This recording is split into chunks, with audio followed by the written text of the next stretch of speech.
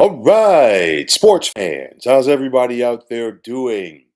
William Martin coming at you one more time here on YouTube with another edition of the 300 Pounds of Sports Knowledge Podcast.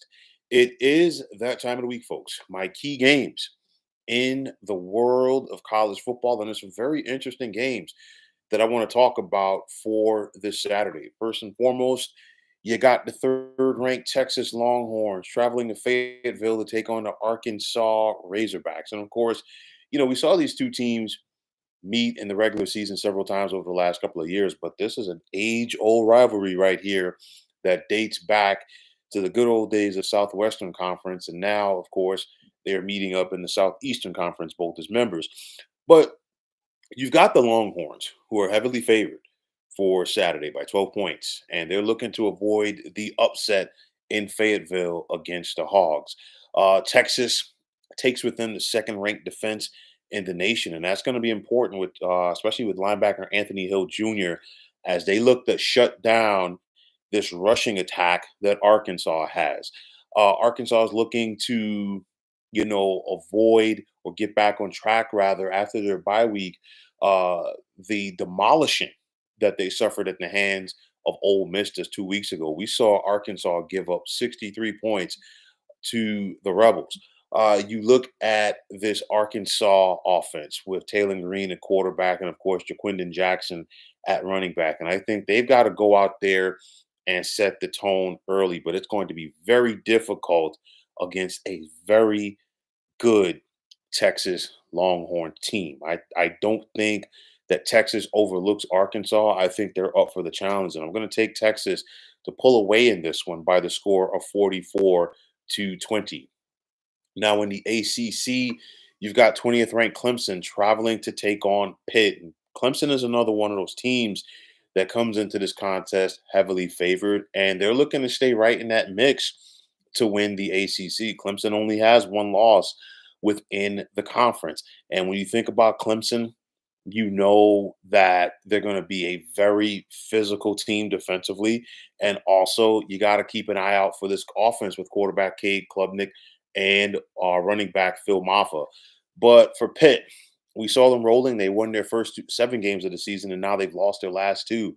They got to find a way to get back on track. And I think they're going to try to do it with their offense with Eli Holstein at quarterback, Desmond Reed at running back, and Kanata Mumfield at wide receiver. But I just think too much Clemson in this game. They are the better team. I think Clemson will flex their muscles throughout. And I'm going to take the Tigers by the score of 31-20. Now, in the American Athletic Conference, you've got 25th ranked Tulane traveling to take on Navy. And the Green Wave come into this contest favored by a touchdown over the midshipmen. But you look at this game, I think it's going to be very competitive. Why? Because just one conference loss between both of these clubs, as Tulane is one of 2 teams that are still undefeated within the American, along with Army. You look at the Green Wave offense with running back Makai Hughes, quarterback Darian Mensa, and wide receiver Mario Williams, and then this Tulane defense that is 15th in the nation. And that's going to be important because with Navy, you know what you're going to get, a heavy dose of the triple option, which means you got to keep an eye out for quarterback Blake Horvath. And if you fall asleep on Navy's passing game, somebody like wide receiver Eli Heidenreich could make you pay. Linebacker Colin Ramos has been tackling almost everything that moves, and he's going to have a big time impact in this one for Navy to pull off the upset. Navy will be competitive, but Tulane is simply the better team, and I think the Green Wave pull away in this one in the second half, and I'm going to take Tulane on the road by the score of 34-20. Now in the Mountain West, you've got 13th ranked Boise State traveling to take on San Jose State.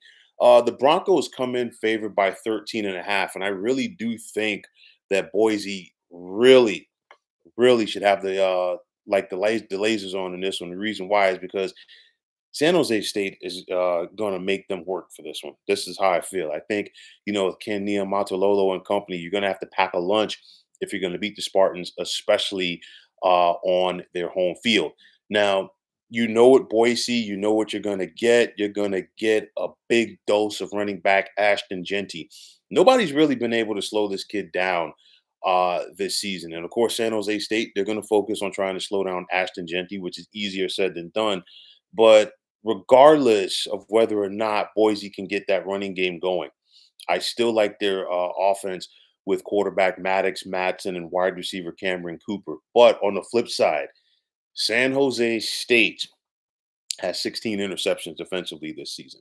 So they're going to go out there. They know how to get it done if Boise tries to get into a passing matchup with them. I like Jaden Verdon Morgan coming off the edge, rushing that passer for Boise State. Can he go out there and get and disrupt this Spartans offense? That's going to be important too. A lot of talent on the field for both of these teams. You got running back Floyd Chalk the fourth for San Jose State, wide receiver Nick Nash, and linebacker Jordan Pollard for the Spartans as well. Like I said before, Boise's going to have to pack a lunch. Ken Niumatalolo is going to have his team ready to play in this one. The over-under is 62 and a half. I'm going to go slightly under that, and I'm going to take Boise, who is a 13 and a half point favorite on the under as well. I'm going to take the Broncos by a touchdown, 34-27. Now, in the Big 12, you've got Arizona State traveling to take on 16th ranked K State. You got two teams right here that are right there in the mix to get to the Big 12 championship game. I mean, you look at it right now, BYU is undefeated. You've got Colorado with one loss in the Big 12, but then you got both K State and Arizona State, part of a bunch of teams that currently has two losses within the Big 12. So, of course, the loser is all but eliminated from getting to the conference championship game, which makes this one right here that much more important. Arizona State has been an upstart team this so far in their first year in the Big 12. Very competitive. Keep an eye out for running back Cam Scatterbo in this one, as well as Jordan Tyson and wide receiver, if the Sun Devils are going to go on the road and pull off the upset. But K State, they've had an additional week to prep for this one. Of course, the last time we saw the Wildcats, they were upset on the road courtesy of Houston. And I think for K State, they need to get back to the way that they do things, being very physical on both sides of the football. And it starts with their running game with DJ Giddens at running back and, of course, Avery Johnson at quarterback. Austin Romine, one of the better linebackers in the Big 12. Can he have an impact in this one for K-State? And also keep an eye out for defensive end Brendan Mott. The Wildcats come into this contest favored by 8.5. The over-under is 50 and a half. I'm going to take K-State slightly under what they're favored by. Pardon me, over rather what they're favored by. And I'm going to take the Wildcats in this one by the score of 34-24. Now, in the Big 12, you've got the top, pardon me, in the Big 10, excuse me, you have the top ranked team in the nation. I'm talking about the Ducks of Oregon, who are looking to avoid the upset as they travel to Camp Randall to take on Wisconsin. Of course, once upon a time, we did see these two teams meet in the Rose Bowl, but of course, with the new additions to the Big Ten this year, we're going to be saying that, and we have been saying that a lot as far as these some of these new matchups that we're getting within the Big Ten. Nonetheless, Oregon comes into this contest favored by 14. They clearly have the better team, and they just have to go out there and stay the course, stay focused, and try to like just channel out everything else, all of the distractions as they look to go on the road and get this win. If Oregon sticks to their game, especially on offense with quarterback Dylan Gabriel and the way he's tearing it up, and then of course running back Jordan James, that's going to put the pressure on a struggling Wisconsin offense. Wisconsin simply does not have the talent to keep up with the Ducks. And as long as the Ducks are on top of their game, it's going to be all good for the guys in green and gold or whatever color that they decide to wear come Saturday night. But nonetheless, I'm going to take the Ducks on the road in this one by the score of 41-20. And finally, in the Southeastern Conference, started with the SEC, and I'm going to finish with the SEC. You got a big one. You got the seventh ranked Vols out of Tennessee traveling to Athens to take on 12th ranked Georgia. Now, of course, when the SEC still had the divisional format, of course, these two teams met every single year in the SEC East. No longer the case, as it's just a free for all. But nonetheless, this more than likely is going to be a playoff elimination game. Why? Because we're talking about a Georgia team that has two losses, both within the SEC, and then you have Tennessee who has a loss. And at this state of the game, neither one of these teams can really afford to lose and still want to go out there and make a push for the college football playoff. So you look at Nico Iamaleva at quarterback for Tennessee. Is he going to be a go? All signs point to him being ready to take on Georgia, as the Volunteers are definitely going to need him. Also, running back Dylan Sampson, what is he going to be able to do against this Georgia defense? And speaking of that Georgia defense, what are they going to do? And then it's not just Georgia's defense; it's as a team because we saw Georgia take it on the chin last Saturday, courtesy of Ole Miss.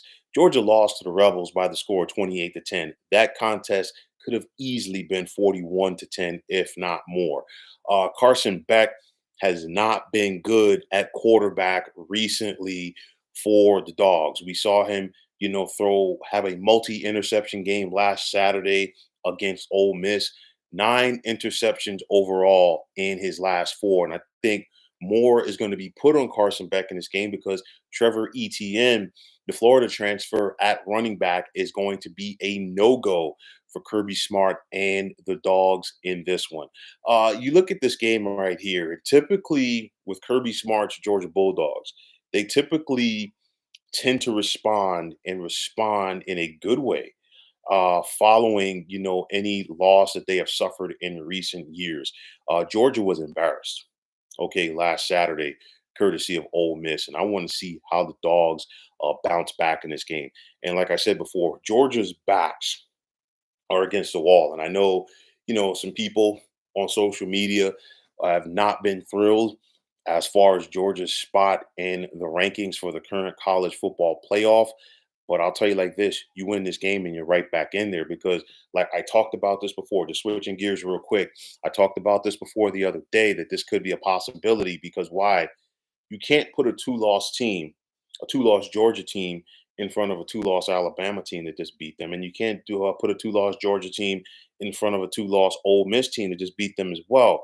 But nonetheless, this puts Georgia right back in the mix if they go out there and win this game. The Dogs are favored by 9.5 at home, but I'm going to take them by 13, 30-17. So, folks, those are my key games for this Saturday in the world of college football. And as always, I want to take this time out to thank each and every one of you for tuning into the 300 Pounds of Sports Knowledge podcast here on YouTube. I want to take this time out to thank all of you fine folks out there for tuning in. And if you haven't already, please feel free to subscribe to this channel. Now, if you're on the X, formerly known as Twitter, please feel free to follow me at 300 Pounds of Sports. And like I always say, if you follow me, it will be my pleasure to follow you right back. There's also the sports discussion group on Facebook at the Sports Depot 365. You can check it out. Drop a line and be a part of one of the better sports debating sites going on social media. So once again, fine folks, my name is William Martin, and I'm signing off. And I'm saying take care and have yourselves a wonderful day.